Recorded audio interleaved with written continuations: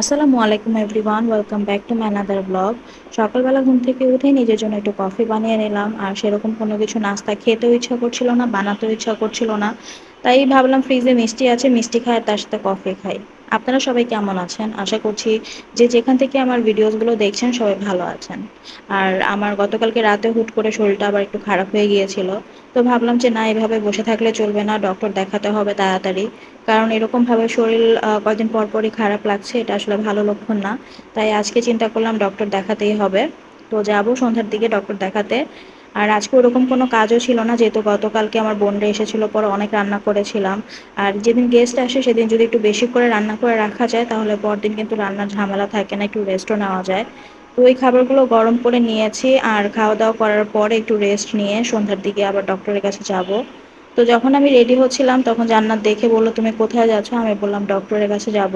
তো ও আজকে খুবই কান্না করছিল, যাবে আমার সাথে তাই। তো পরে ওকে নিয়েই আসলাম, আর এখানে আমি টেস্ট করতে গিয়েছি আর ও ওদিক দিয়ে হাঁটাহাঁটি করছে, হেঁটেই যাচ্ছে হেঁটেই যাচ্ছে। আসলে ও একটু হচ্ছিল, ছোট মানুষ তো এতক্ষণ লাগছিল। তারপর নানুর বাসায় গেলাম একটু।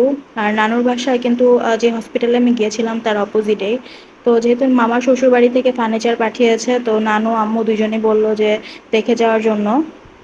তাই আর কি চলে গেলাম নানু বাসায়। তো নানু এখানে সব ফার্নিচারগুলো ঘুরে ঘুরে দেখাচ্ছিল।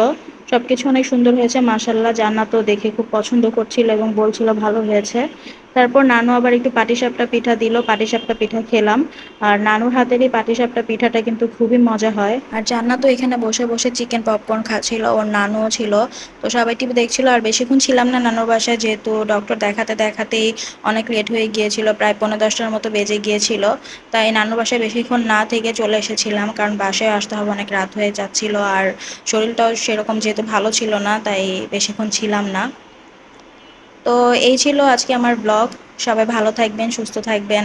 আর আমার জন্য দোয়া করবেন যেন রিপোর্টগুলো সব ভালো হয়, ভালো আসে। কারণ হচ্ছে যে সুস্থ থাকাটা কিন্তু অনেক ইম্পর্ট্যান্ট। তো যারা যারা আমার ভিডিওসগুলো দেখছেন, সবার যদি ভিডিওগুলো ভালো লাগে অবশ্যই আমাকে সাপোর্ট করবেন। ফেসবুকে যারা আছেন তারা ফলো দিবেন, আর যারা ইউটিউব থেকে দেখছেন তারা সাবস্ক্রাইব করবেন। আল্লাহ হাফেজ।